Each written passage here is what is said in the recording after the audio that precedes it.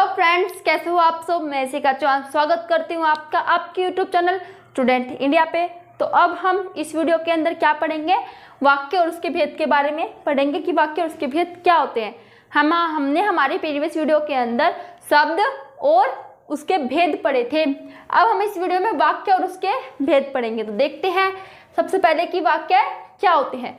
शब्दों का वह व्यवस्थित रूप जिसके द्वारा मनुष्य अपने मन के विचारों का आदान प्रदान करते हैं।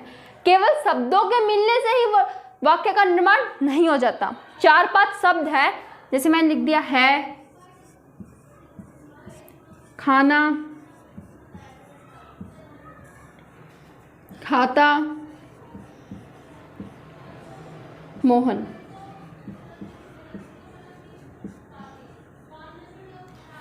इन 4 शब्दों से ये 4 जो शब्द है हमारे, इनसे क्या वाक्य बन गया? नहीं। वाक्य कब बनेगा? जब हम इन चारों शब्दों को इनके व्यवस्थित रूप मतलब अच्छे से लगाएंगे। जैसे मोहन खाना खाता है, तब समझ में आएगा कि हाँ ये एक वाक्य है। केवल 4-5 शब्दों को मिला के रखने से किसी वाक्य का निर्माण नहीं हो जाता, उनका व्यवस्थित रूप भी होना चाहिए। ये उसका व्यवस्थित रूप नहीं है। व्यवस्थित रूप क्या हमारा? मोहन खाना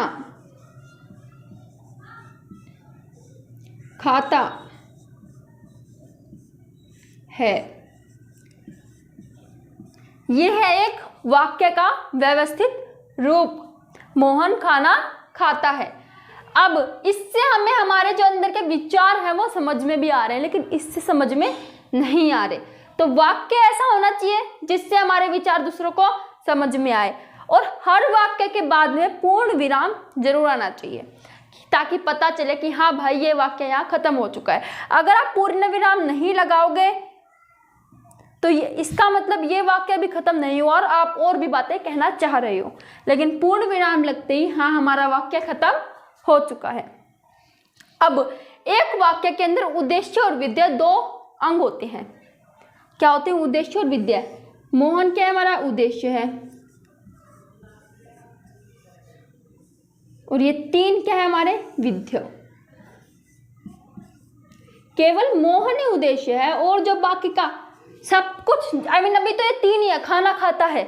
वरना सिर्फ जो इंसान कार्य को कर रहा होता है या जिसके बारे में वाक्य में बात की जाती है वो हमारा उद्देश्य होता है, और जो जितनी भी चीज उसमें बच गई वो सब हमारे क्या होते हैं? विधेय होते हैं। उद्देश्य को हम इंग्लिश में क्या कहते हैं? सब्जेक्ट कहते हैं, और इसको हम इंग्लिश में प्रेडिकेट कहते हैं। इसको प्रेडिकेट कहते हैं, इसको सब्जेक्ट कहते हैं। ठीक है। अब जो हमारा प्रेडिकेट मतलब विधेय होता है उसके अंदर क्या होते हैं? हमारे क्रिया, विशेषण, अवयव, जो भी हमारे शब्द होते हैं, योजक, ये सब क्या होते हैं? हमारे इसके अंदर आते हैं। किसके अंदर? प्रेडिकेट मतलब विधेय के अंदर। लेकिन उद्देश्य के अंदर सिर्फ एक कर्ता होता है। ओके। अब क्रिया, विशेषण, इनके बारे में हम अगली वीडियो में पढ़ेंगे। अभी इतना आपको अंदर जाने की जरूरत नहीं। क्रिया क्या होते हैं, विशेषण क्या होते हैं, जब आगे हम पढ़ेंगे तब समझ आना ये क्या होते हैं। इनके ऊपर एक अच्छी सी वीडियो आपके लिए बना के मैं डाल दूंगी। अभी आप सिर्फ इतना समझो, उद्देश्य वो होता है जो कार्य करता है या फिर जिसके बारे में बात की जाती है। लेकिन विधेय प्रेडिकेट क्या होता है? जो कुछ भी बच गया, बाकी का जो कुछ भी बच गया, जिसके अंदर क्रिया भी होती है, विशेषण भी होते हैं, अवयव भी होते हैं और योजक भी होते हैं। ओके, ये था हमारा वाक्य। शब्दों का वह व्यवस्थित रूप जिसके माध्यम से या जिसके द्वारा मनुष्य अपने विचारों का आदान प्रदान कर सकता है, और उसमें 2 अंग होते हैं, उद्देश्य और विधेय। उद्देश्य क्या होते हैं? जिसके बारे में बात की जाती है या फिर जो कार्य को कर रहा होता है। विधेय उद्देश्य के अलावा जितने भी जो होते हैं हमारी क्रिया, विशेषण, जो कुछ भी होता है, सब क्या होते हैं? विधेय होते हैं। ओके। अब वाक्य का वर्गीकरण किया है। क्या किया? वाक्य का वर्गीकरण किसके आधार पर? अर्थ के आधार पर और रचना के आधार पर। अर्थ के आधार पर वाक्य के भेद होते हैं और रचना के आधार पर वाक्य के भेद होते हैं, या वाक्य का वर्गीकरण। वाक्य को 2 भागों में क्या किया? बांटा गया है। अब अर्थ के आधार पर जो वाक्य के भेद होते हैं वो हम इस वीडियो में पढ़ेंगे, और रचना के आधार पर वाक्य के जितने भी भेद होते हैं वो हम अगली वीडियो में पढ़ेंगे। तो अर्थ के आधार पर वाक्य के 8 भेद होते हैं। कितने वेद होते हैं? 8 वेद होते हैं। ज़्यादा ये 8 नाम सुन के ऐसा मत सोचो इतने सारे वेद हैं याद कैसे होंगे, बल्कि रचना के आधार पर वाक्य के जो 3 वेद होते हैं, 3 वेद होते हैं, लेकिन वो इससे बहुत ज़्यादा मुश्किल होते हैं।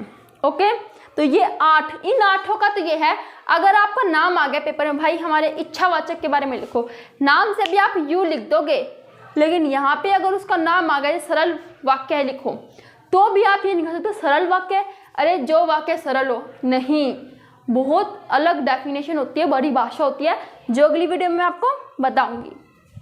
तो अर्थ के आधार पर वाक्य के 8 भेद होते हैं: विधानवाचक, निषेधवाचक, प्रश्नवाचक, आज्ञावाचक, इच्छावाचक, विस्मयवाचक, संदेहवाचक और संकेतवाचक। ये जो 8 भेद है किसके आधार पर है? अर्थ के आधार पर है। अब विधानवाचक, विधान का अर्थ होता है सूचना। क्या होता है? सूचना। जिस वाक्य के अंदर हम जो किसी को सूचना दी जाए, किसी को सूचना दी जाए, या फिर ऐसा वाक्य जिसमें कोई कार्य कर रहा हो, कर्ता कोई कार्य कर रहा है, किसी के द्वारा कोई कार्य किया जाए, जिस वाक्य में किसी के द्वारा कोई कार्य किया जाए उसे विधानवाचक कहते हैं, या फिर जिस वाक्य में किसी को सूचना दी जाए उसे भी हम विधानवाचक वाक्य कहते हैं। अब सूचना मतलब वही है किसी के द्वारा कोई कार्य किया, जैसे मोहन खाना खाता है, मोहन के द्वारा कार्य किया जा रहा है, वो क्या कार्य कर रहा है? खाना खाने का कार्य कर रहा है। हमें सूचना भी मिली है कि मोहन क्या कर रहा है, भाई जानकारी मिली है मोहन खाना खा रहा है, दोनों का मतलब एक ही है, कोई ज़्यादा दिक्कत नहीं है।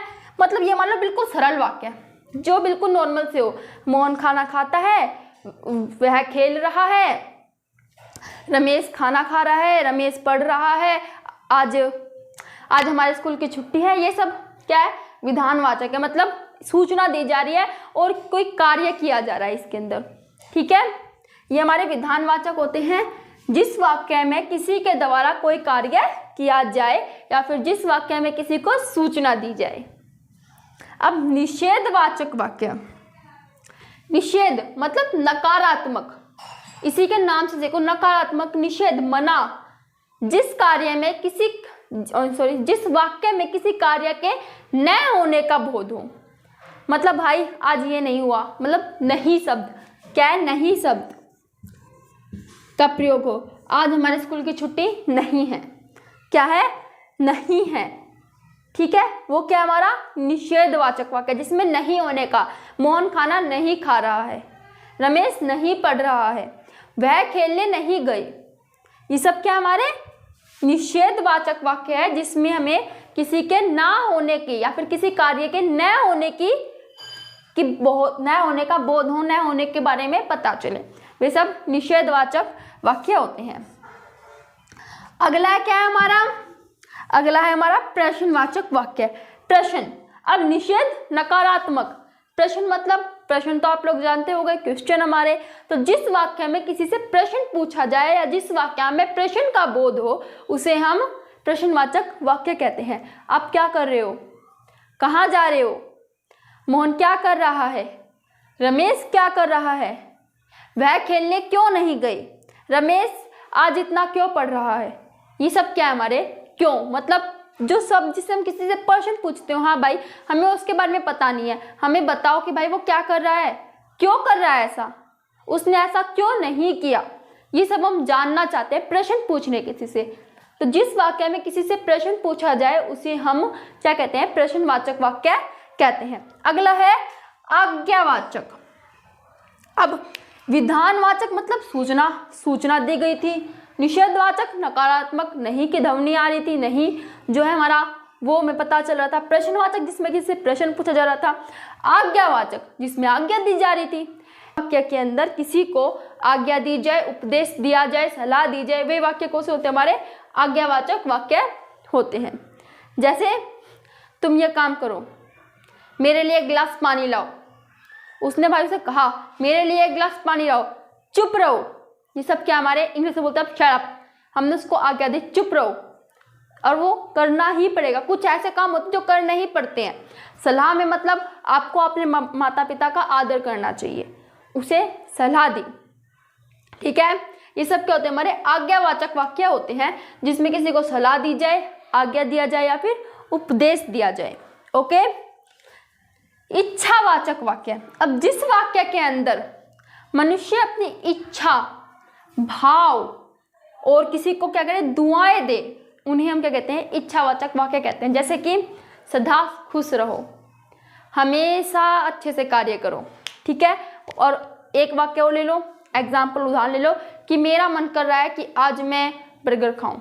ओके, उसकी इच्छा कर रही है, मेरा मन कर रहा है, मतलब मेरा मन कर रहा है कि आज मैं बर्गर खाऊं, ये मेरी इच्छा है जो मैंने क्या किया, एक वाक्य के माध्यम से आपके पास प्रकट किया है। तो जिस वाक्य के अंदर किसी को इच्छा जाहिर की जाए, किसी को दुआएं दी जाए, हम इच्छावाचक वाक्य कहते हैं, जिसमें इच्छा जाहिर की जाए, दुआएं दी जाए और हमारे मन के भाव प्रकट किए जाए, ठीक है।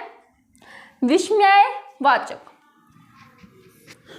विस्मय का मतलब होता है हमारे जो अंदर की जो क्या होते हैं, हमारे अंदर के जो प्रशंसा होती है, हर्ष, शोक, उदासी, ये सब प्रकट की जाए। वाक्य के द्वारा किसी व्यक्ति के हर्ष, शोक, उदासी ये सब प्रकट हो, उन्हें हम विस्मयवाचक वाक्य कहते हैं। अब जैसे हुर्रे, हुर्रे मतलब मजा आया, ठीक है, उसे मतलब बहुत मजा आया, कुछ उसे ऐसी चीज मिली, उसने कहा हुर्रे। ये सब क्या, छी छी छी, कितनी गंदगी है, उसकी मन की भावना थी, ठीक है। ये है विस्मयवाचक वाक्य, जिसमें जो क्या थे हमारे हर्ष, उल्लास, प्रशंसा, ये सब क्या कि जाहिर किए जाए, हमारे उनके बारे में बोध हो, ठीक है। वाह, आज कितना अच्छा खाना बना है, वाह, वाह क्या एक विस्मयवाचक है, क्योंकि वह उसने अपने अंदर की जो प्रशंसा है वो जाहिर की, उसे बहुत खुश है वो खाना खा के, ठीक है। ये सब है हमारे विस्मयवाचक वाक्य। संदेहवाचक वाक्य, अब जिस वाक्य के अंदर संदेह किया जाए, शायद आज वर्षा होगी, शायद कल की छुट्टी हो सकती है, जिसमें शायद किसी पर संदेह किया जाए, हाँ भाई ये कार्य हो सकता है, मतलब बिल्कुल 100% गारंटी ना हो, आप बिल्कुल 100% क्या हो, निश्चित ना हो ये बात कि हाँ भाई ये काम होगा ही होगा, नहीं, संभावना हो थोड़ी बहुत, जिसमें शायद, संभावना वाली बात है ना। जिस वाक्य के अंदर संदेह या फिर संभावना हो, उन्हें हम संदेहवाचक वाक्य कहते हैं। अगला है संकेतवाचक वाक्य।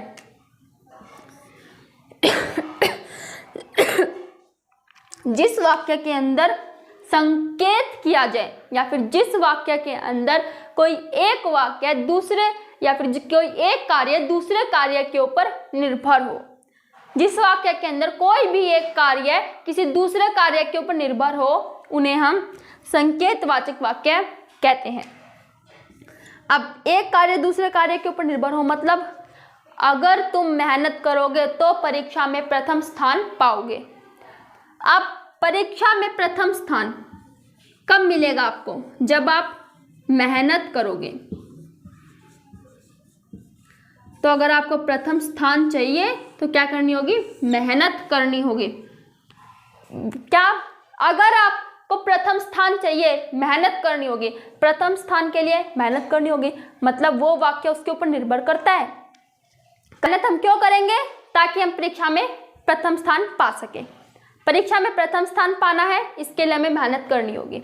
तो ये क्या है? एक संकेतवाचक वाक्य है जिसमें किसी को संकेत किया भी जा रहा है। संकेत भी क्या जा रहा है? अगर तुझे परीक्षा में प्रथम आना है तो मेहनत करनी होगी, ठीक है। और ये परीक्षा में प्रथम आना है किसके ऊपर निर्भर करता है? मेहनत करने के ऊपर निर्भर करता है। तो ये पूरा वाक्य है, ठीक है।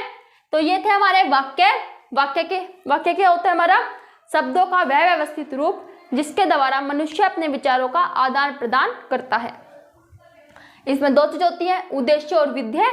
जो कार्य को कर रहा होता है या फिर जो वाक्य के अंदर मेन होता है उसे हम उद्देश्य कहते हैं, और जो बाकी का बच गया वो सब हमारा विधेय होता है। वाक्य का वर्गीकरण अर्थ के आधार पर है और रचना के आधार पर है। अर्थ के आधार पर वाक्य कितने भेद? हमारे 8 भेद हैं। विधानवाचक वाक्य, जिस वाक्य में किसी कार्य के करने का बोध हो। विधानवाचक या फिर किसी को सूचना दी जाए वो विधानवाचक। निषेधवाचक, जिस वाक्य में किसी कार्य के करने का बोध नहीं होता। प्रश्नवाचक, जिस वाक्य में हमें किसी प्रश्न का बोध हो या किसी से कोई प्रश्न पूछा जाए। आज्ञावाचक, जिस वाक्य के अंदर हम किसी को आज्ञा दे, उपदेश दे, ये सब क्या होते हैं? हमारे आज्ञावाचक वाक्य होते हैं। इच्छावाचक, जिस वाक्य में हम किसी को दुआएं दे, हमारी इच्छा जाहिर हो, ये सब क्या होते हैं? हमारे भाव प्रकट हो, वो हमारे इच्छावाचक वाक्य होते हैं। विस्मयवाचक वाक्य, जिसमें हम हर्ष करें, प्रश्न हो, हर्ष हो, शोक मनाए, ये सब विस्मयवाचक वाक्य होते हैं। संदेहवाचक वाक्य, जिस वाक्य के अंदर हम संदेह करें, संभावना हो हमारी, ठीक है, संभावना का बोध हो, उन्हें संदेहवाचक वाक्य कहते हैं।